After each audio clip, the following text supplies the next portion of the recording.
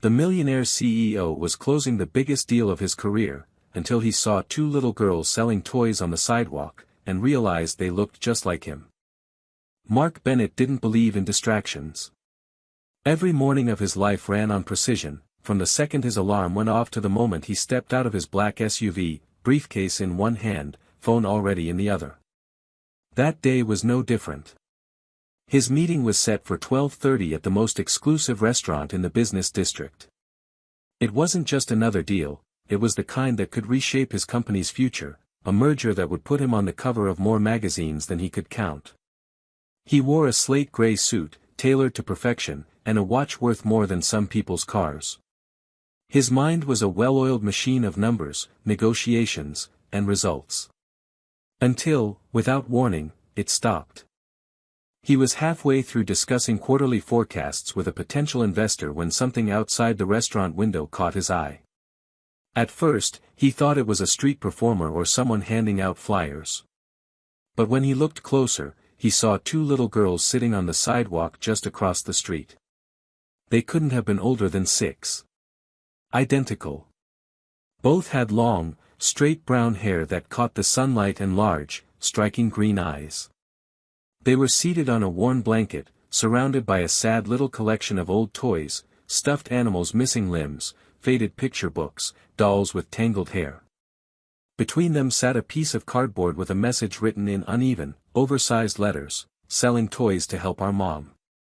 Mark tried to return to the conversation, but the numbers on the page in front of him blurred. His client's voice faded.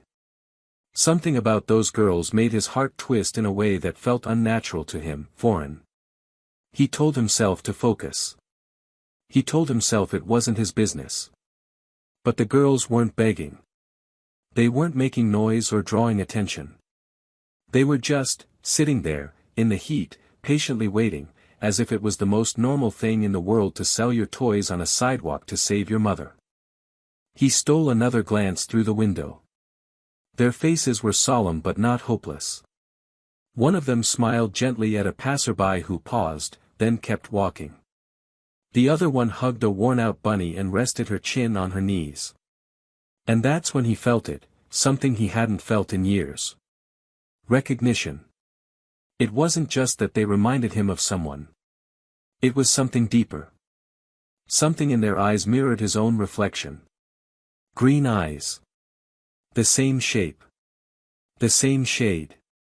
The realization hit him hard and fast, like a memory he wasn't ready to confront.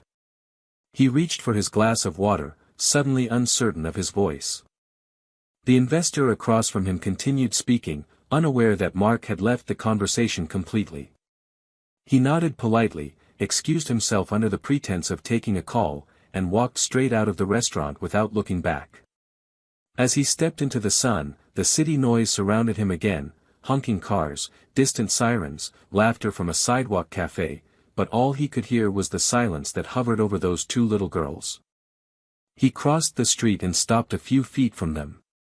They looked up cautiously, clutching each other's hands. Up close, the resemblance was even more unsettling. Their eyes were his. Not similar. Identical. He opened his mouth to speak, but no words came. Instead, one of the girls stood and pointed at a doll. "She's $2, she said softly, like it was the most important thing in the world. Mark knelt down slowly, still unable to breathe properly. "What are your names?" he asked. "I'm Lily," the girl replied. She gestured to her sister. "And she's Emma. Where's your mom?" His voice barely came out. "In the hospital," Emma said. "We're trying to help her. Do you have anyone else with you?" They shook their heads. Lily looked down at the ground. No one came. Mark felt something inside him shatter. He had built his life around control, around knowing every move before it happened. But nothing in his world had prepared him for this moment, for looking into the faces of two girls who not only needed someone, but who looked like they had come directly from a part of his past he'd never expected to see again. And though he didn't fully understand why yet, one thing was suddenly clear. He couldn't walk away. Not this time. Mark didn't go back to the restaurant. The meeting, the deal, the investor, the projections, none of it seemed to matter now.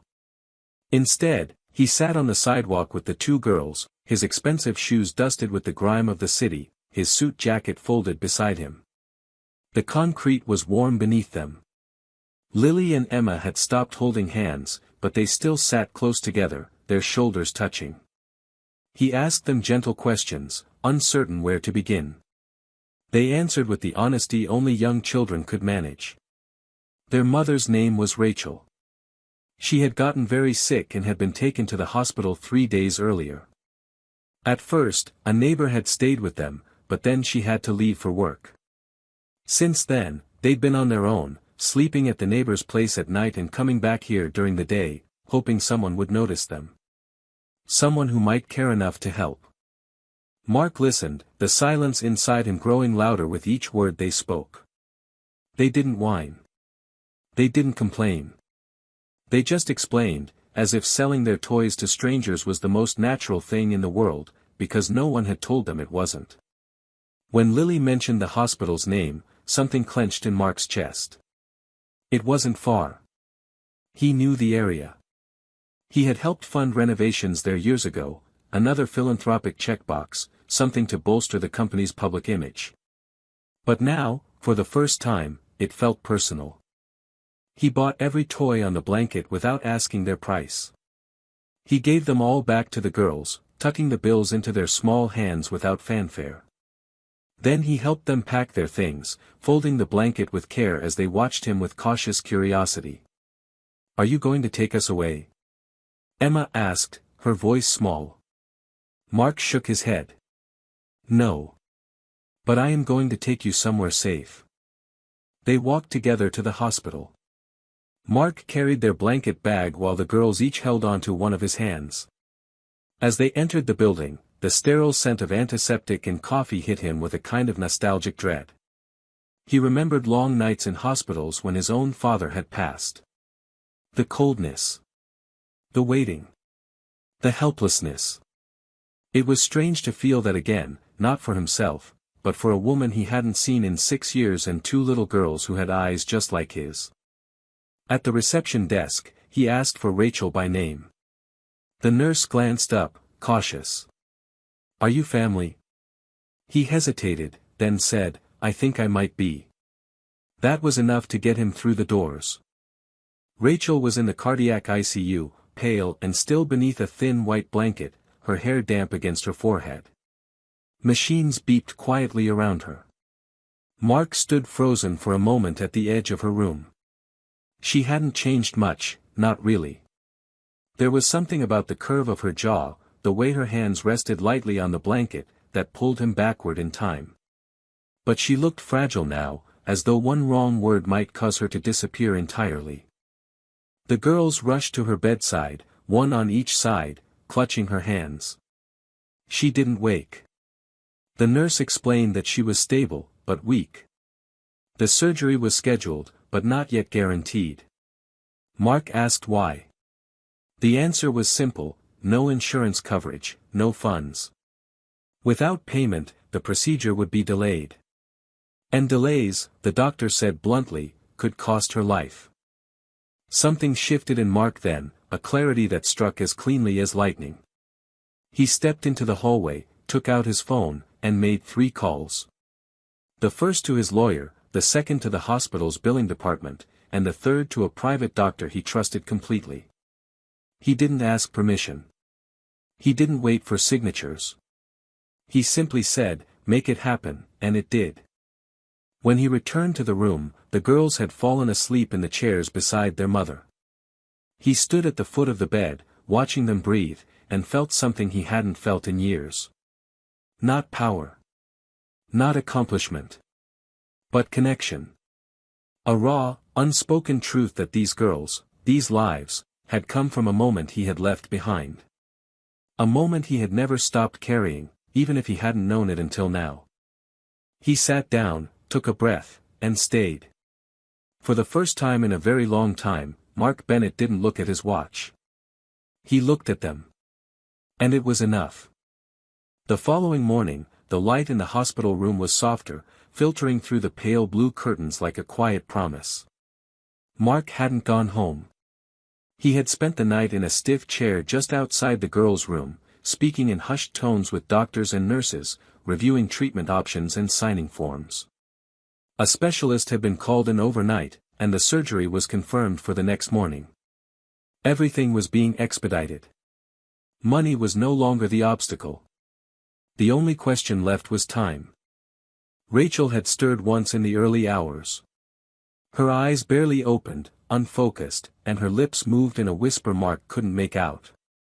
The nurse reassured him that it was a good sign, that her body was beginning to respond, even in sleep.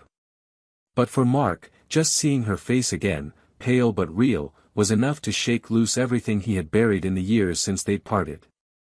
He remembered her laughter, sharp and unexpected, the way she had once told him he worked so hard to avoid feeling anything real. At the time, he'd shrugged it off, too focused on deadlines and ambition to realize she had been right. Rachel had wanted more than he was willing to give, and rather than meet her halfway, he had let her go. It had seemed like the mature thing then, clean, logical, detached. But now, sitting in the quiet hum of a hospital room beside the two little girls she had raised on her own, he understood what a coward he'd been. Lily and Emma woke up curled against each other in the hospital chairs. They blinked slowly, adjusting to the light, and when they saw Mark still there, a flicker of surprise passed across their faces. He offered them a small smile and handed them each a juice box he'd picked up from the nurse's station. They didn't ask why he hadn't left. They simply accepted the drinks and sat beside him, one on each side, as if he'd always been there. That morning, a social worker arrived. Her name was Dana, a calm woman with gray-streaked hair and steady eyes. She sat with Mark in a small consultation room down the hall and asked questions, about his relationship with Rachel, about his understanding of the girl's situation, about his intentions. Mark didn't sugarcoat anything. He told her he hadn't known about the children, that Rachel had kept it from him, and that he didn't blame her. He explained how he'd found the girls by accident, how he'd paid for the medical bills, and how he had no idea what came next except that he wasn't going to abandon them. Dana listened without interrupting. She took notes, nodding slowly, her expression unreadable. When he finished, she asked him one question that caught him off guard. "Are you ready to be a father, Mr. Bennett?" He could have said no. He could have said he wasn't sure, that he hadn't even had time to think about it. But instead, he looked her in the eye and said quietly, "I don't know if I'm ready. But I'm staying. And I'll learn." That, it seemed, was enough for her, for now. Later, when he returned to the room, the girls were sitting on either side of Rachel, coloring in books a nurse had brought in. They looked up as he entered. Emma tilted her head. "You came back again." "I didn't leave," he said, and walked over slowly. "Can I sit with you?" They nodded. Lily scooted closer to make room. Mark sat on the edge of the bed, careful not to disturb the tangle of wires and tubes that surrounded Rachel. She didn't stir. But her hand moved ever so slightly, just enough to brush against his. He didn't pull away. In that moment, Mark stopped thinking about what he'd missed, what he should have done differently, or what the media would say if they found out the CEO of a multi-million-dollar firm had spent the week in a children's wing of a hospital. None of it mattered. Not compared to the quiet breathing of the girls beside him, or the soft warmth of Rachel's fingers against his. He stayed like that for a long time, with no plan, no exit strategy, just a quiet, unfamiliar sense that maybe, for the first time in his life, he was exactly where he needed to be. The morning of Rachel's surgery began before the sun rose. The hospital was quiet in that way only hospitals can be, restless, but hushed. The fluorescent lights in the hallways cast a dim glow on the floor as nurses moved through the corridors with the efficiency of people who'd done this 1,000 times. In room 312, the stillness was different. It was heavy with anticipation and something more fragile, hope. Mark hadn't slept much. He had sat through the night in the same chair, watching the rise and fall of Rachel's chest, counting the seconds between each beep of the monitor, memorizing the way the girls breathed when they finally fell asleep curled up on a cot near their mother's bed. Around 5 a.m., a nurse gently woke him and told him they'd be moving Rachel to pre-op shortly. She spoke in a quiet voice, but her words felt louder than anything Mark had heard in days. He stood up slowly, his muscles aching from tension and too many hours in the same position, and turned toward the girls. Lily stirred first, sitting up with a yawn and blinking sleep from her eyes. Emma followed seconds later, reaching immediately for her sister's hand. When they realized what was happening, they didn't cry. They didn't panic. They walked up to the bed, took their mother's hand, and whispered something Mark couldn't hear. Rachel, still only half conscious, gave the slightest squeeze in return. It was enough for them. Mark watched them and realized these girls had grown up in a world where strength had to be quiet, where comfort came in soft gestures instead of loud reassurances. The medical team entered and began the process of moving Rachel. Mark stayed close, holding the girls back gently as the gurney rolled away. They followed it down the hallway in silence, walking on either side of him. When they reached the operating floor, the nurses ushered the girls into a waiting room, and Mark promised he'd stay with them until it was over. The surgery was expected to last 4 hours. For the first hour, they colored pictures on a flimsy hospital table. Then they played a quiet game of I Spy near the window. But as time wore on, the silence returned, and the weight of the unknown settled again. Mark sat between them, his arms stretched across the back of the couch, their small bodies leaning into his sides. He didn't try to distract them with false optimism. Instead, he let them be afraid, and he let them know he was there. A nurse brought updates when she could, stable vitals, procedure progressing, the team was working carefully. Each time, Mark nodded, and the girls listened intently. They had learned to hold on to every small sign of progress, to measure safety in measured updates instead of promises. When the doctor finally walked into the room near noon, he looked tired but calm. He motioned for Mark to step aside, and the girls watched with wide eyes as the two men spoke quietly. The surgery had gone well. No complications.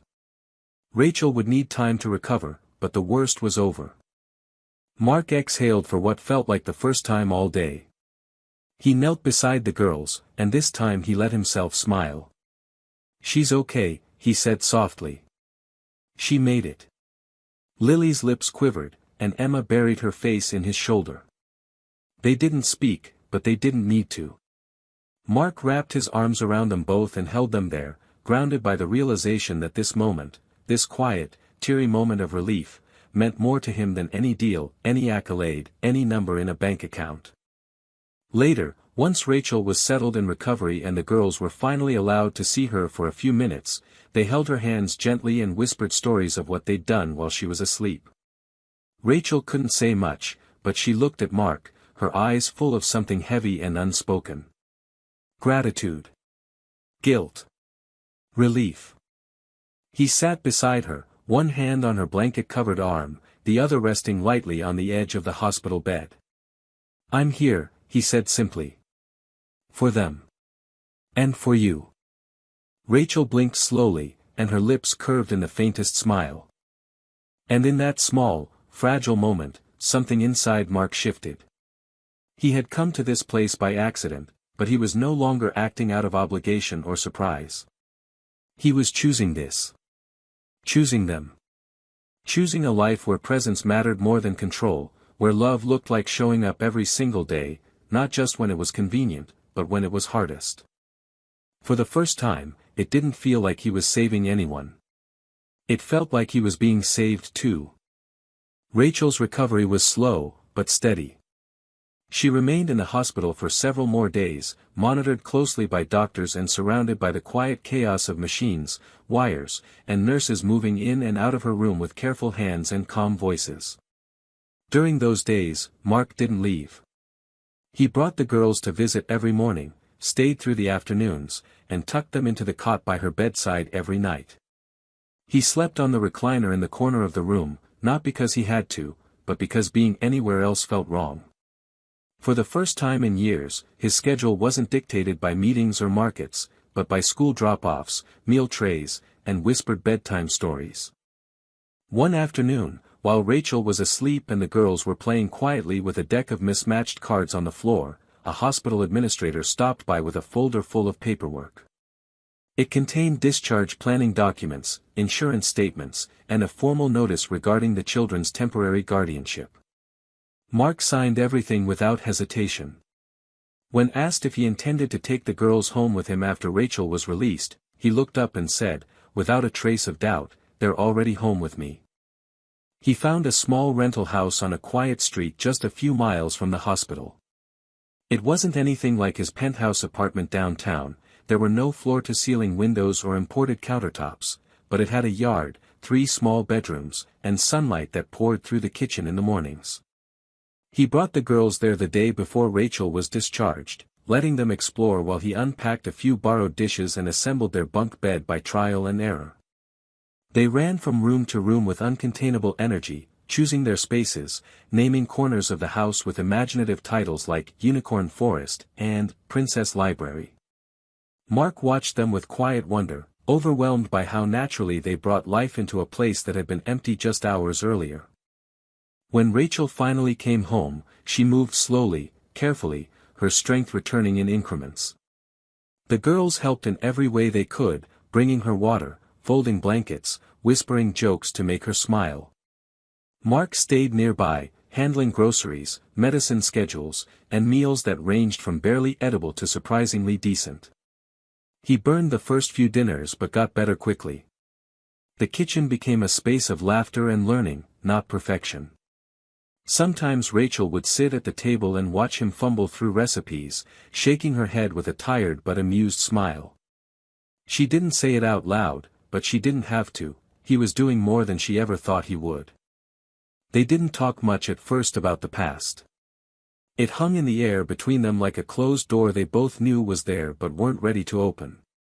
Instead, they focused on the now, on Lily's fascination with dinosaurs, on Emma's nightly insistence on a story with a dragon, on finding the right toothpaste flavor that didn't make either of them gag.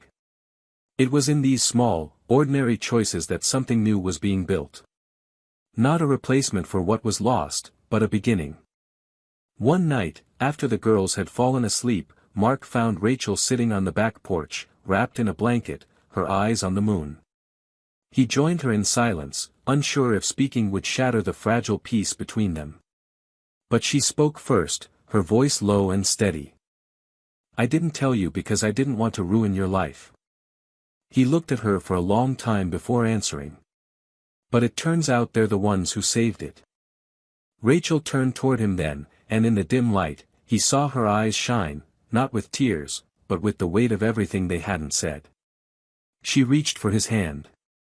He let her take it. There were no promises made that night, no grand confessions or declarations.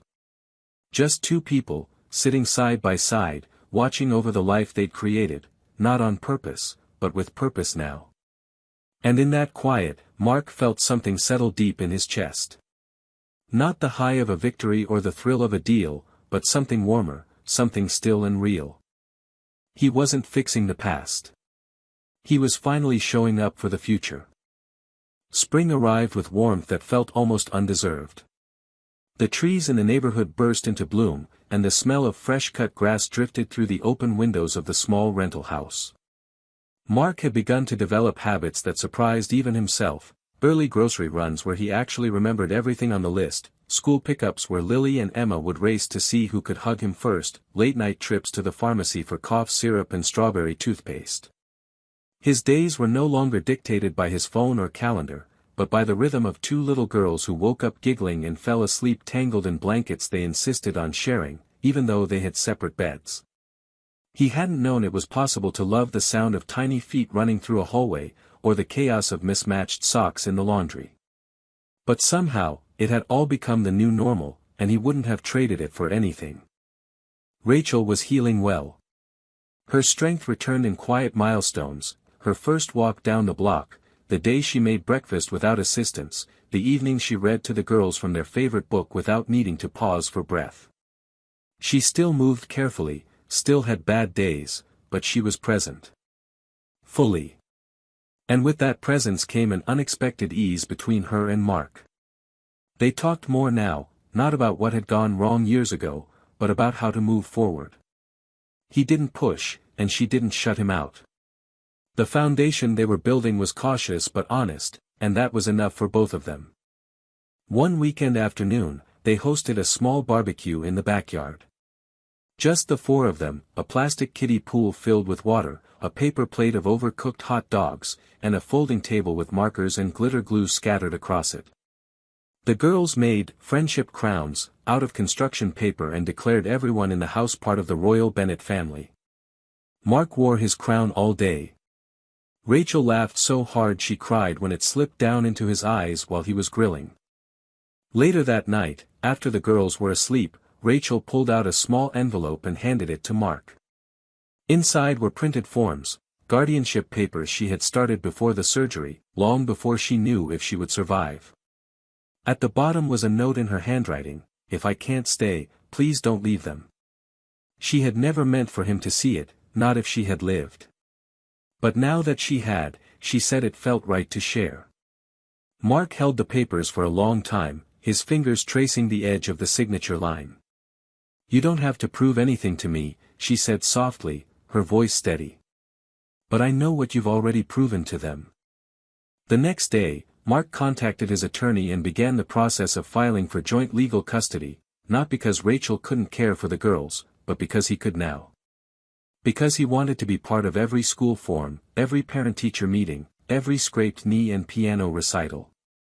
Because he had missed 6 years, and he wasn't going to miss anything else. Weeks passed. Rachel returned to work part-time as a freelance illustrator, setting up a small studio in the corner of the living room. The girls settled into school routines, brought home friendship bracelets and macaroni art. Mark started taking calls again, slowly reconnecting with the business world, but he set boundaries now. No travel unless absolutely necessary. No meetings during dinner. No working on Sundays. For the first time, the people around him at work began to see a version of him that wasn't polished or untouchable, but grounded and unexpectedly joyful. One evening, Lily and Emma found an old photo album in a box Rachel had brought down from the attic. They flipped through pictures of her younger years, asking endless questions. Who was that? Why was your hair like that? How come we don't know these people? Mark sat beside them, smiling, until Emma pointed to a picture of Rachel and Mark from years ago. It was at a holiday party, long before anything serious, long before decisions that changed everything. "Were you in love?" Emma asked, tilting her head. Rachel looked at Mark. He looked at her. "We were figuring things out," Rachel said with a smile that didn't try to hide the truth. Emma seemed satisfied with that. Lily just nodded and said, "Well, we love you both. So that works." And somehow, it did. Because in this new version of their life, love didn't have to look like it did in stories or in old photographs. It looked like warm breakfasts and held hands. Like school drop-offs and inside jokes. Like starting over, not because they had to, but because they wanted to. And in that choice, Mark found something he hadn't even known he was missing, peace, not with what had happened, but with what was now growing in its place. By the time summer arrived, the house had transformed. Not in the way most people noticed. There were no expensive renovations, no new furniture, no signs of wealth scattered around. But everything about the space felt lived in and loved. The hallway walls were lined with framed drawings, some proudly crooked, others covered in glitter and stickers. The fridge door was a collage of report cards, notes from school, and grocery lists written in messy, colorful handwriting. The backyard was half garden, half playground, with tomato vines growing beside plastic slides and chalk drawings that reappeared after every rainfall. It was no longer a temporary home. It was theirs. Mark had found his rhythm. His morning started with Lily tugging on his sleeve asking for pancakes or cereal, depending on the phase she was in that week. Emma would follow, already dressed and brushing her doll's hair at the kitchen table, waiting for someone to pack her lunchbox even though she insisted on supervising every detail. Mark learned to multitask with a kind of grace he never thought possible. He could flip pancakes while reviewing an email on his phone and still catch a spilled juice box before it hit the floor. His suits had been replaced by soft t-shirts and well-worn jeans, and he hadn't worn a tie in months. Rachel was stronger now. Her recovery was nearly complete, and with that strength came a new kind of energy between them. They laughed more. They argued sometimes, mostly about small things: how many cookies were too many, whether or not it was okay to let the girls stay up late on Fridays, but underneath it all, there was an understanding. They were figuring out how to parent together, how to coexist with a shared history and a very present reality. It wasn't always easy, but it was honest. One Saturday morning, the girls asked to have a lemonade stand. It wasn't about money. They had seen it in a cartoon and decided it was the ultimate summer activity. Rachel helped them make a bright yellow sign, and Mark dug an old folding table out of the garage. They set everything up on the sidewalk in front of the house with 2 pitchers of lemonade, paper cups, and a tip jar decorated in glitter glue and smiley faces. The girls wore sunglasses and flower crowns and shouted at every passing neighbor with dramatic flair. People stopped. Neighbors, delivery drivers, joggers. Everyone who bought a cup was met with a thank you card scribbled in marker. Mark sat on the porch watching them, his chest full of a feeling that had no name but felt a lot like happiness. At some point, Rachel joined him, a mug of coffee in her hands and a quiet smile on her face. They watched the girls together, and for a while, neither said anything. Then Rachel turned to him and said, softly but clearly, "You know they adore you." Mark looked at her, surprised, not by the truth of the statement, but by how much it meant to hear it. "I adore them, too," he said. "Every bit of them." She nodded and looked back at the girls. "I never imagined this life. Not like this. But I think I like it more than the one I planned." They spent the rest of the afternoon outside, drinking lemonade that was far too sweet and helping the girls count their tip money even though they'd already decided to spend it on stickers and popsicles. As the sun began to set, they packed up the table and headed inside. Mark carried Emma on his shoulders while Rachel walked beside Lily, their hands swinging between them. That night, after the girls had fallen asleep in a tangle of sheets and storybooks, Mark stood at the door of their room for a long time. He watched their peaceful breathing, the soft rise and fall of their small chests, and something settled deep in his heart.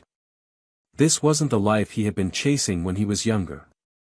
It wasn't built on power or control. It didn't come with awards or headlines. But it was steady. It was real. And every piece of it had been earned, not with money, but with love, patience, and the quiet decision to stay when it would have been easier to walk away. He turned off the light, closed the door behind him, and found Rachel waiting in the hallway. She didn't say anything. She just reached for his hand, and together they walked into the soft, quiet glow of the living room. The house was still. The world outside moved on. But inside, in that moment, everything that mattered was already right there. August rolled in slowly, with golden evenings and the smell of cut grass lingering in the air long after sunset.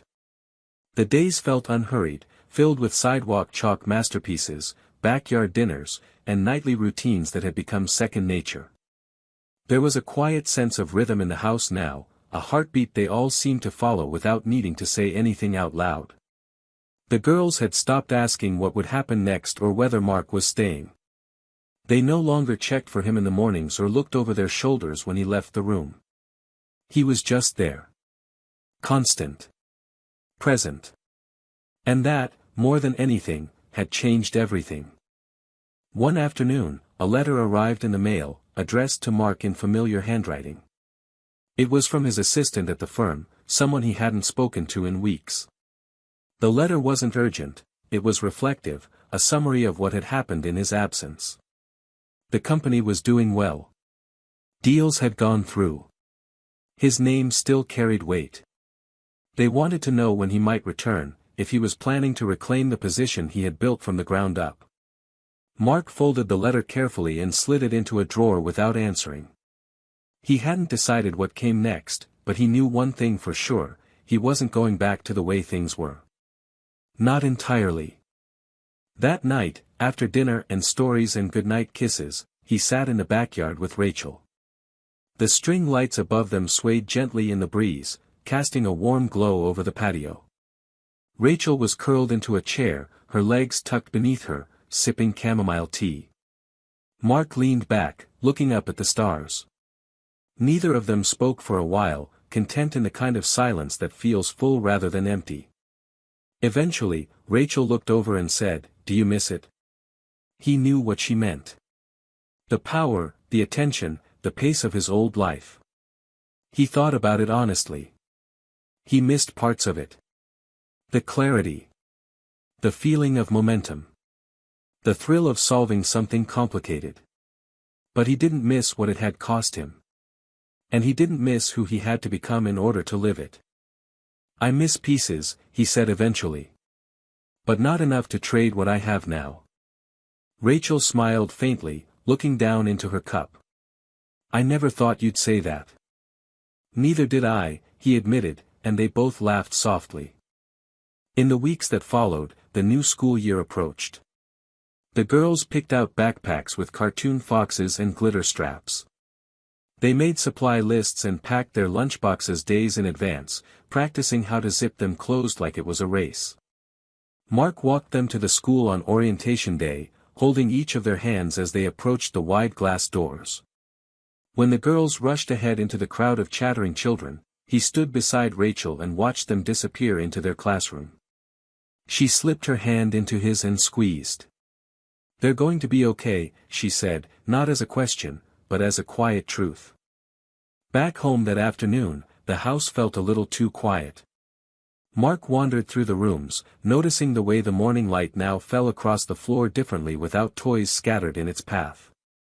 He stood in the kitchen for a moment, then opened the drawer where the letter from his assistant still sat.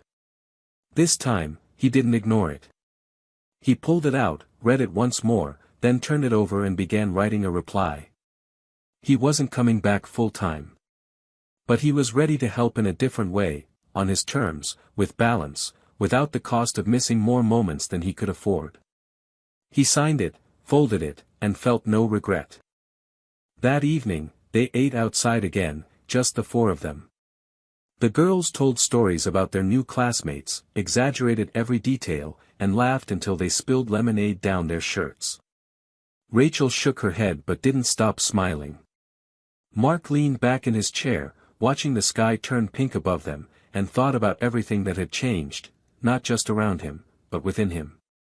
He had gone from a man who measured his worth in quarterly gains and stock performance to someone who found purpose in bedtime routines and Sunday pancake races. It hadn't been easy. It hadn't been clean. But it had been real. And in the end, that was what mattered. Not the empire he'd once ruled, but the life he'd built when everything else fell away. A life that began the moment he saw two little girls selling toys beneath a summer sun, and chose, for the first time, to stay. What makes the ending of this story so quietly powerful is that it doesn't need a grand gesture or dramatic twist to feel complete. Instead, it leans into the kind of transformation that happens slowly, moment by moment, choice by choice. Mark doesn't become a hero by saving the girls or fixing everything overnight. He becomes one by staying, by listening, by choosing presence over ambition and connection over control. And in doing that, he rewrites not just his legacy, but his identity. I think the most beautiful part is how love is portrayed, not as an instant, magical solution, but as a daily commitment. The story respects the messiness of second chances. It doesn't pretend the past didn't happen, but it also doesn't let it define the future. Mark learns that being a parent, a partner, and a whole person isn't about being perfect, it's about being there when it counts. For me, the ending lands with quiet impact because it reflects something so true about real life. Sometimes the most meaningful redemption arc isn't loud or cinematic. Sometimes it's a man packing lunchboxes, braiding hair badly, and choosing to stay every single day. And that, in the end, is what makes it unforgettable. A powerful CEO thought his life was perfectly under control, until a little girl walked into his office carrying a baby and calmly said, "You're my dad. Our mom just died." Andrew Hale's office was perched at the top of a glass tower, a sleek corner suite that overlooked the vast, structured city of Chicago like the command center of a man who controlled everything. The walls were white, the furniture minimal, the air crisp and silent. Everything in that space was deliberate, calculated, and polished, just like him. His curly blonde hair was cut with precision, and his ice blue eyes reflected the cool efficiency with which he ran his international investment firm. At 38, he was one of the most respected CEOs in the financial world, a man known for logic, order, and results, not emotion. That morning had been like any other. His assistant handed him a fresh espresso and a stack of reports. His phone buzzed with international time zone calls. His schedule was airtight, down to the minute. Until something happened that no calendar, no strategy, and no quarterly projection could have prepared him for. A soft knock came at his door, followed by his assistant's uncertain voice. "Sir. I'm sorry to interrupt. There's a child here. She says she's your daughter." Andrew didn't even look up at first. He assumed it was a mistake or some publicity stunt, something that could be handled by security or PR. But then the door opened before he could respond, and everything inside him shifted. A little girl, maybe 7, stepped inside with the kind of calm that made the air in the room still.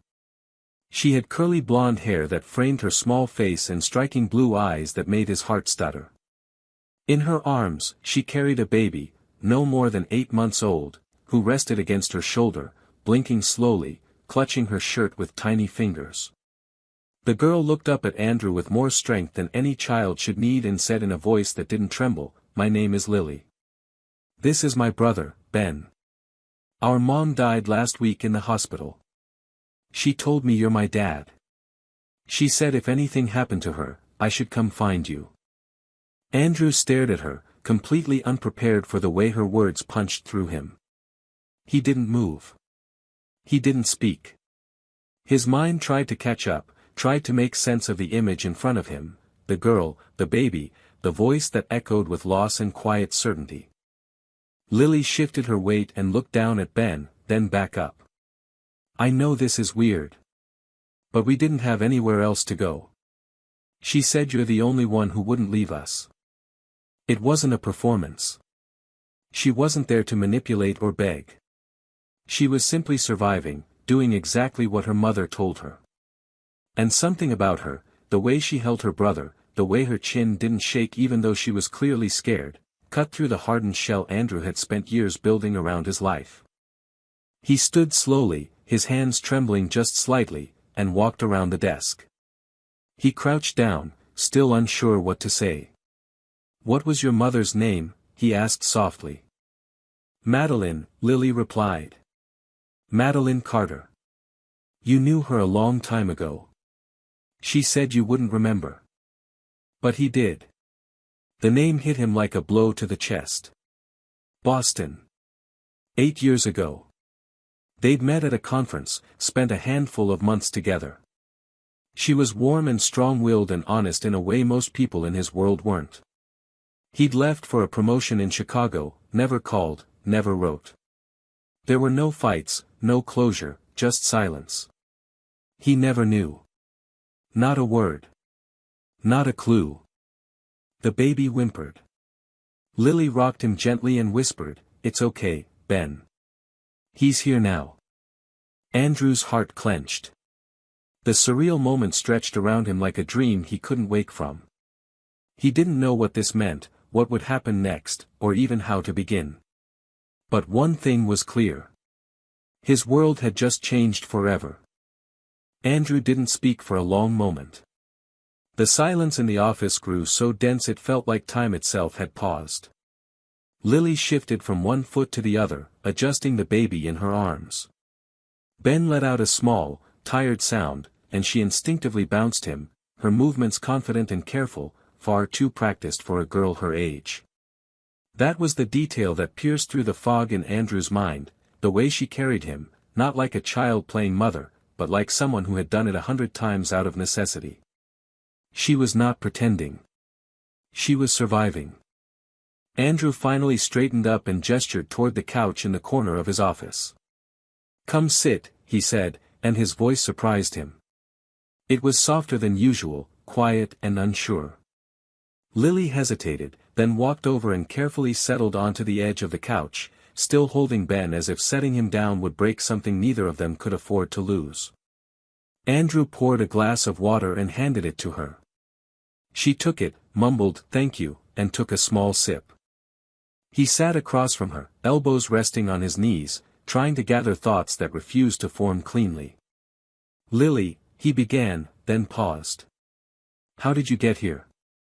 Did someone bring you?" "No," she said, looking down at the floor. "We were staying in a shelter after the hospital. One of the volunteers helped me figure out where to go.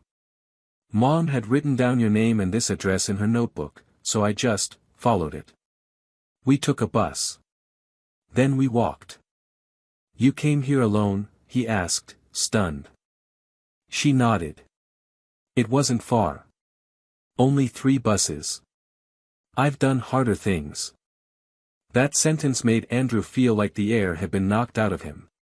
What kind of life had she lived already, where taking 3 buses across a city while carrying a baby wasn't even close to the hardest thing? He felt anger rising in his chest, not at her, or even at Madeline, but at the impossible burden placed on this child.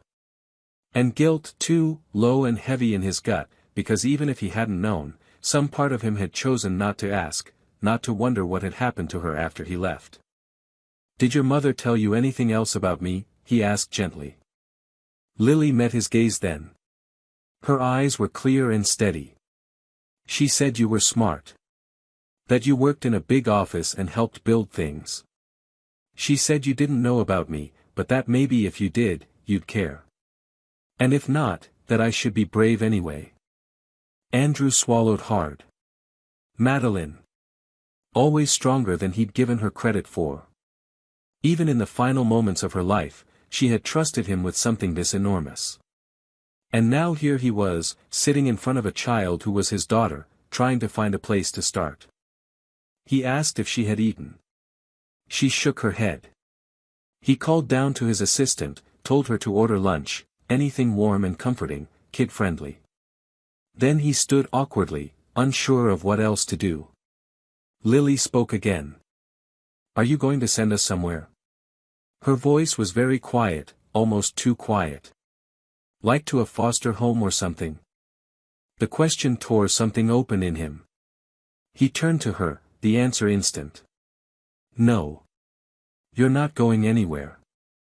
She nodded but said nothing. Ben stirred and let out a small cry. Lily reached into the worn backpack at her feet and pulled out a bottle. Andrew watched her warm it with practiced efficiency, then gently feed the baby. The sight did something to him. It broke whatever emotional distance he had left.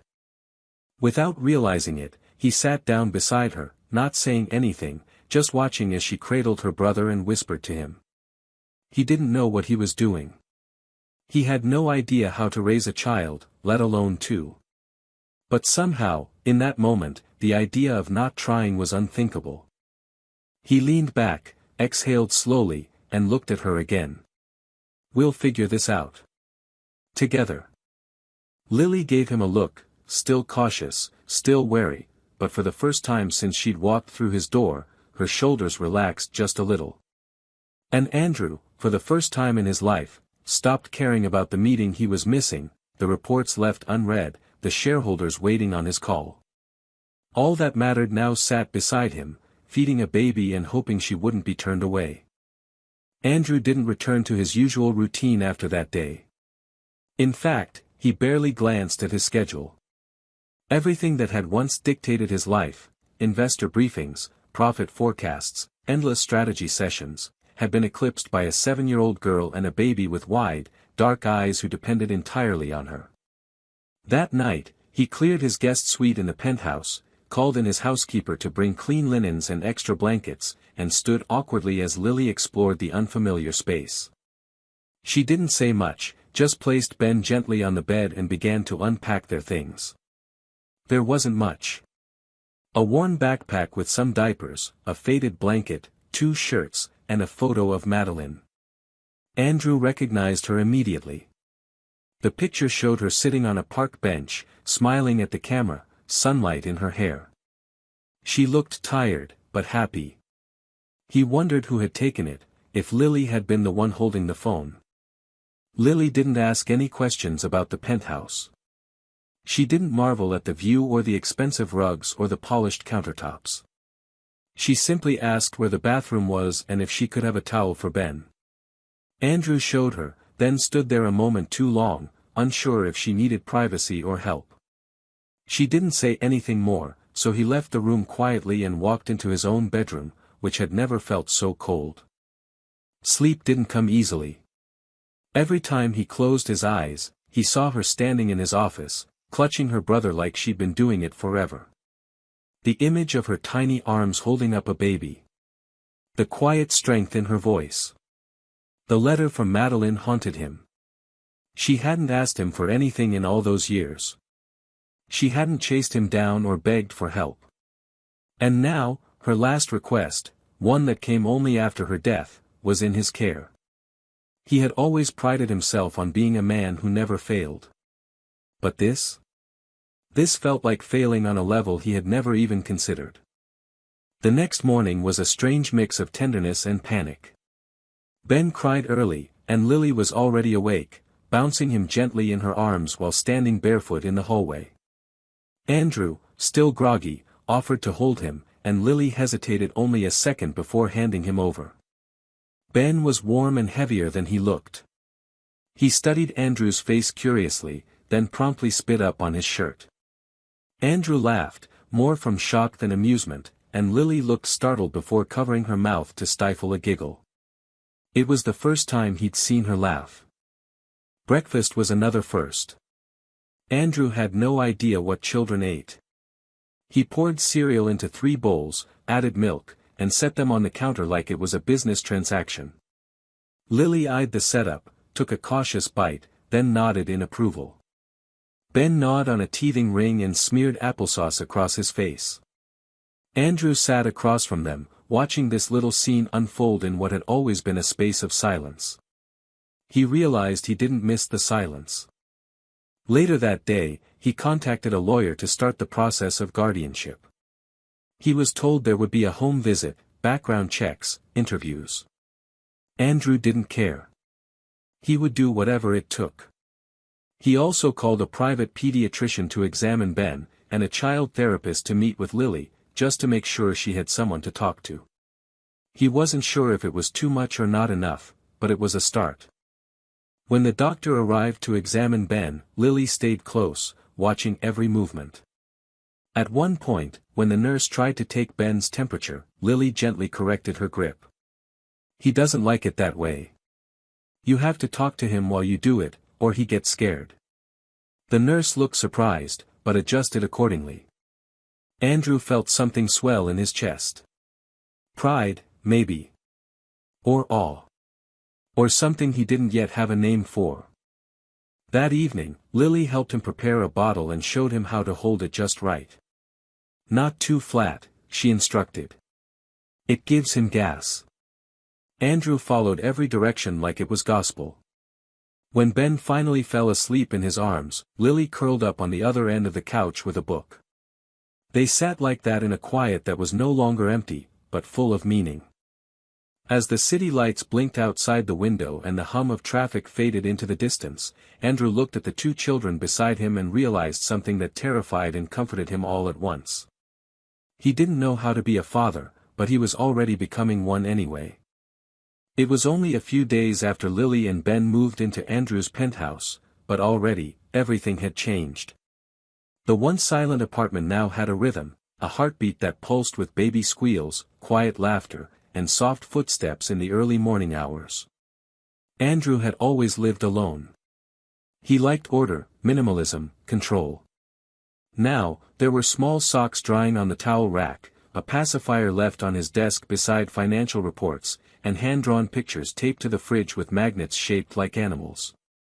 He found himself adjusting more quickly than he expected. Not because it was easy, but because it suddenly mattered. Every day brought something unfamiliar. Andrew, who once negotiated mergers worth hundreds of millions without hesitation, now stood in the baby aisle of a grocery store completely lost, staring at shelves of formula, wipes, and diapers with no idea what to buy. He had called Lily from the store and asked, "Do we need the purple one or the blue one?" and she had calmly responded, "Blue." He doesn't like the purple. It smells weird. That small call had made him smile for the rest of the afternoon. Lily, for her part, was still guarded. She was polite and mature far beyond her years, but she rarely volunteered anything about herself or her past. She took care of Ben like a second mother and seemed to be always alert, always waiting for something, or someone, to fail her. Andrew began to notice that she never relaxed fully, even when she smiled.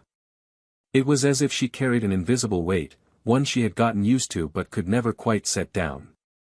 One evening, after Ben had fallen asleep and Lily was brushing her teeth, Andrew passed by her room and noticed her sitting at the edge of the bed, staring out the window. He hesitated at the doorway and knocked gently on the frame.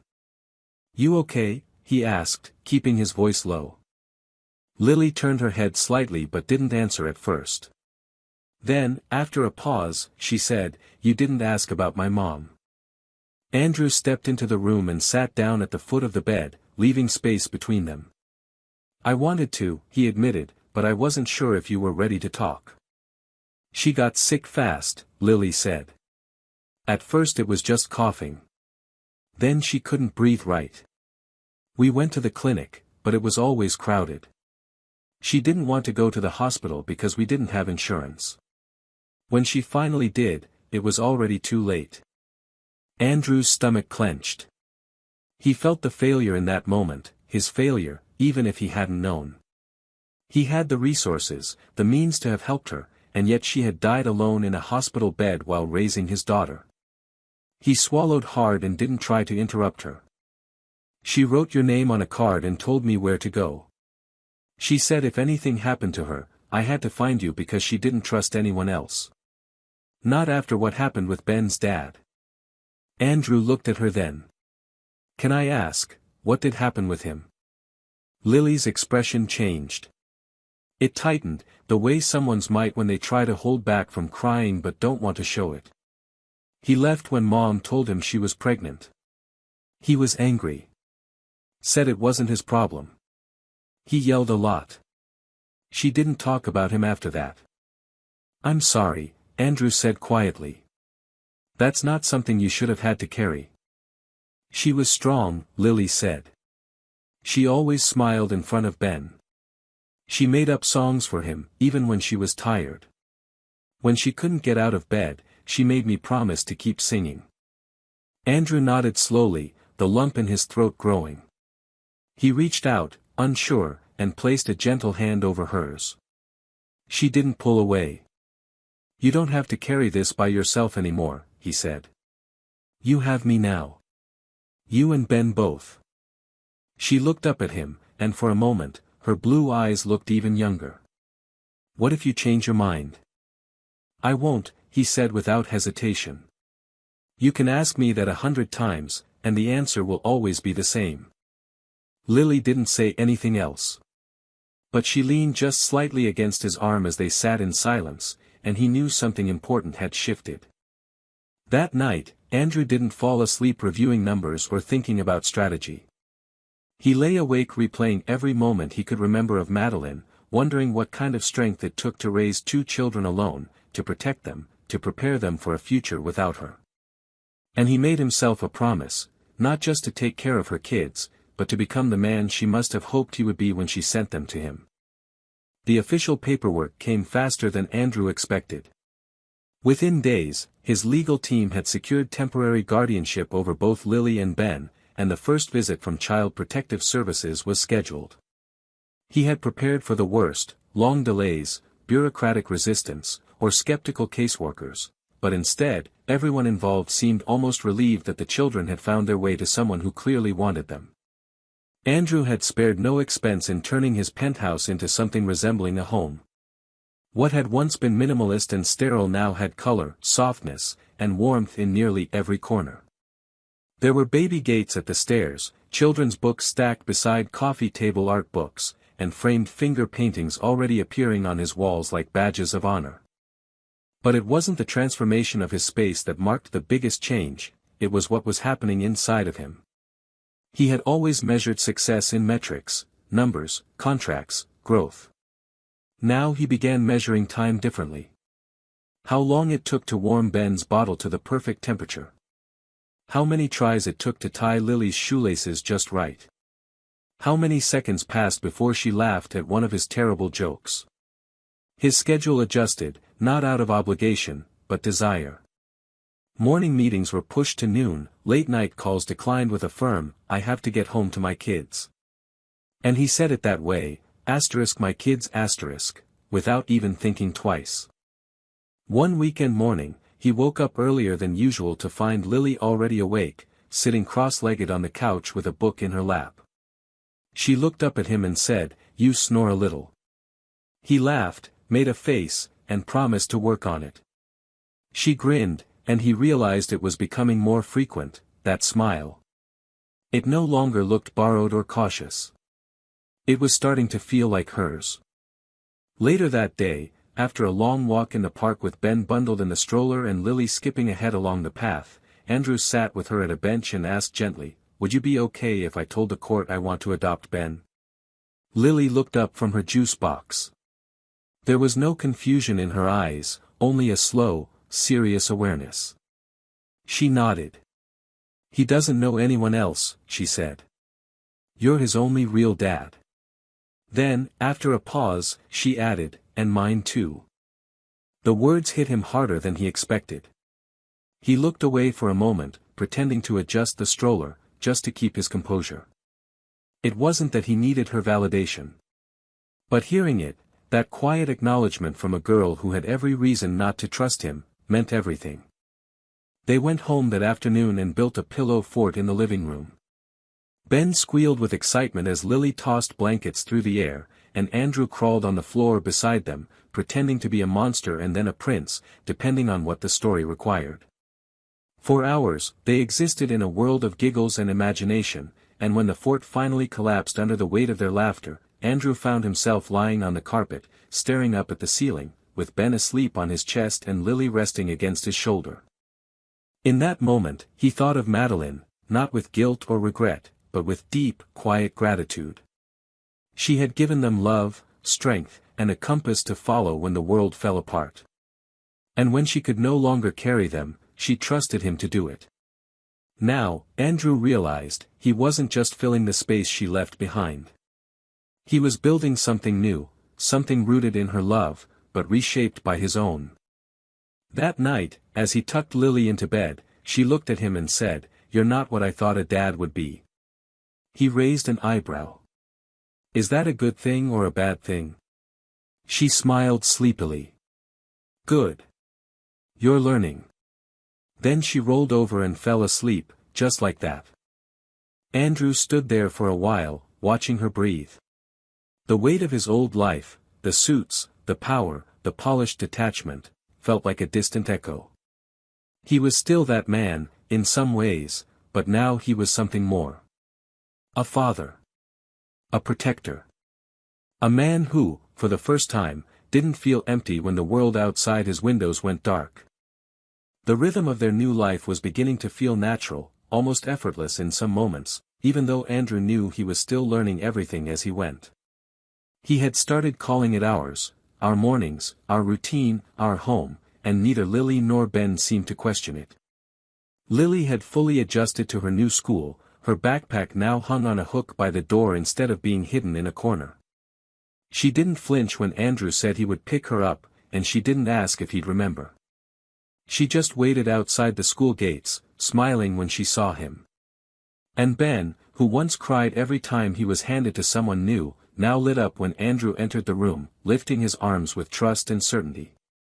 Andrew had fallen into this new world without hesitation, and though every day came with its own set of challenges, he found himself looking forward to each one in a way he never had before.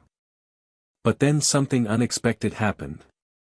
One rainy afternoon, just as Andrew was finishing a call in his office, his receptionist buzzed him with a strange tone in her voice. "There's a man here asking to see you," she said. "He says it's about the child." Ben. Andrew froze. It had been months since Lily first told him about Ben's father, the man who had left Madeline when she was pregnant, who never came back, who never wanted anything to do with the baby. There had been no sign of him since. No legal claims, no inquiries, no threats. Until now. Andrew told his assistant to send the man up. He didn't want to involve Lily until he understood what was happening. When the elevator doors opened, a tall man in his early 30s stepped into the office, wearing a smug, too confident expression. His clothes were expensive but worn with a kind of practiced recklessness, and his eyes scanned the room with a look that made Andrew instantly uneasy. The man extended a hand. "Name's Marcus," he said. "I'm Ben's father." Andrew didn't shake his hand. Instead, he asked calmly, "Why are you here now?" Marcus shrugged. "I heard through some people that Maddie passed. Tragic, really. Thought I'd see how the kid's doing. Maybe see about getting him back." Andrew didn't blink. "You abandoned him. You never signed a birth certificate. You've never paid a dime or made contact." Marcus smiled in a way that sent a chill down Andrew's spine.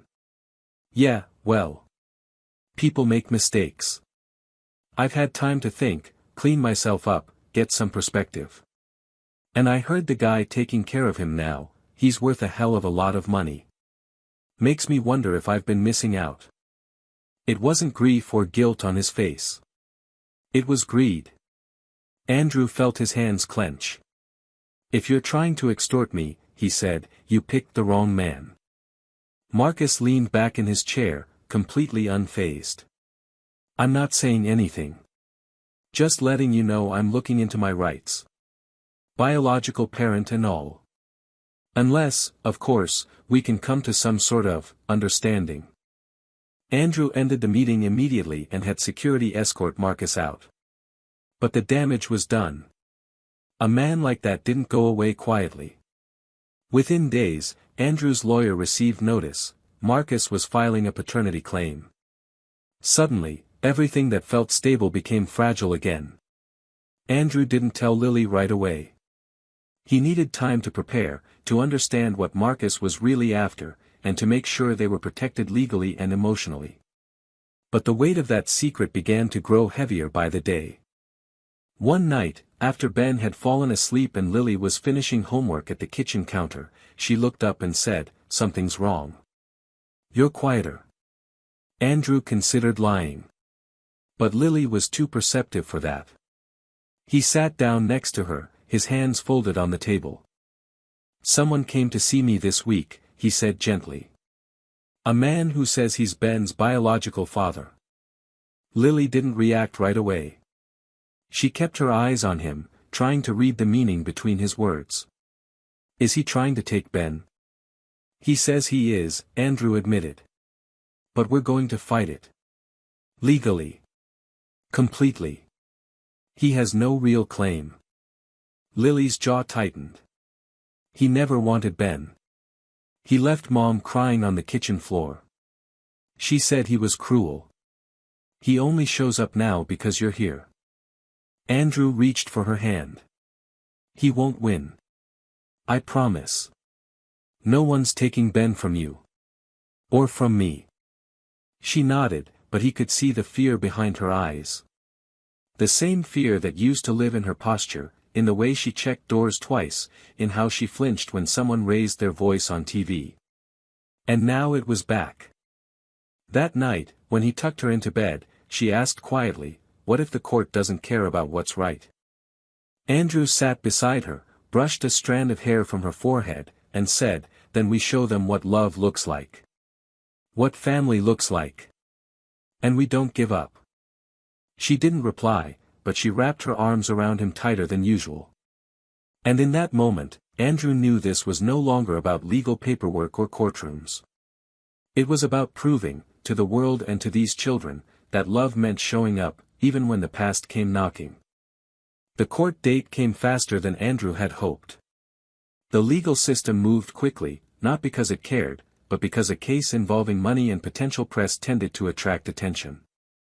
Marcus had hired a flashy attorney, someone who clearly knew how to stir doubt and play the public angle. Andrew, on the other hand, had built a case on truth, on stability, and on the proof that he had been Ben's only real parent from the moment Madeline died. His lawyers had prepared everything: financial records, pediatrician statements, school reports, character witnesses. But none of that changed the fact that a biological connection, however weak, still held legal weight. The law didn't care that Marcus had abandoned Madeline. It cared only that he was blood. In the days leading up to the hearing, the tension in the house shifted. Lily was quiet again, watching every move Andrew made, clinging to Ben more than usual. Andrew tried to reassure her, tried to keep the routine steady, but he felt it too. The unspoken fear that someone could show up out of nowhere, claim what wasn't his, and tear their new life apart. One night, while folding laundry on the couch, Lily finally said what had been pressing on her chest for days. "If they give him Ben, I won't go. I'll run away with him. I swear, I will." Andrew stopped what he was doing and turned to her, gently but firmly. "No one is going to take Ben. I would fight to the very end for both of you. But we do this the right way. Together." She didn't speak again, but she nodded, and he saw in her face that she was preparing for the worst, even if she didn't want to believe it could happen. The day of the hearing, they dressed in quiet silence. Lily wore the dress Madeline had given her for her 6th birthday, slightly small now but still her favorite. Andrew wore a navy suit, not for show, but because he needed to feel steady. Ben, too young to understand anything, gurgled happily in the car seat, unaware of the storm building around him. When they arrived at the courthouse, the marble steps and wide pillars made everything feel colder, heavier. Inside, Andrew met his attorney and was briefed one last time. Marcus was already there, standing by the elevators, all charm and false confidence. He winked at Andrew as they passed. Andrew ignored him. The courtroom was smaller than Andrew expected. Intimate. Uncomfortably so. The judge, a woman in her early 60s with sharp eyes and a measured voice, opened the session with formality. The opposing attorney painted Marcus as a man who had made mistakes, but was now ready to step up and do the right thing. He talked about second chances, about biological rights, and made veiled suggestions that Andrew, with all his wealth, might have seen Ben as a project, a redemption effort rather than a child. When it was Andrew's turn, he stood and spoke not as a businessman, but as a father. He told the court how Ben had come to him, how he had learned to hold a bottle, to soothe colic, to translate baby sounds into needs. He spoke of Lily, and how she had trusted him slowly, how she had taught him how to be someone worth trusting. He said he hadn't planned to become a parent, but the moment those 2 children walked into his office, something inside him changed forever. Then Lily was called to speak. She stood on the witness stand in her too small dress with her hands folded tightly in front of her. Her voice shook at first, but when she looked at Andrew, her shoulders straightened. "He never wanted Ben," she said clearly. "He yelled at our mom and said he didn't care. But Andrew was there when no one else was. He takes care of Ben. He wakes up when he cries. He sings to him. He shows up every day. He's our dad. Not because of blood. Because he chose us." The courtroom was quiet. The judge didn't show emotion, but she didn't interrupt either. Lily stepped down and walked back to the bench, sitting beside Andrew, who took her hand gently. The decision didn't come right away. The judge recessed for nearly an hour.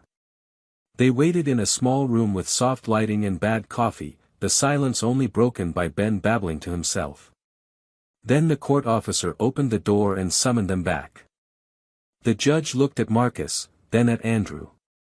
She began slowly, reviewing the facts, the legal standards, the precedents.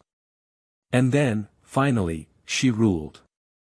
Custody of the minor child, Benjamin Carter, is hereby awarded in full to Mr. Andrew Hale. The petition for parental rights filed by Mr. Marcus Lang is denied on grounds of abandonment, lack of support, and the overwhelming best interest of the child. Andrew exhaled.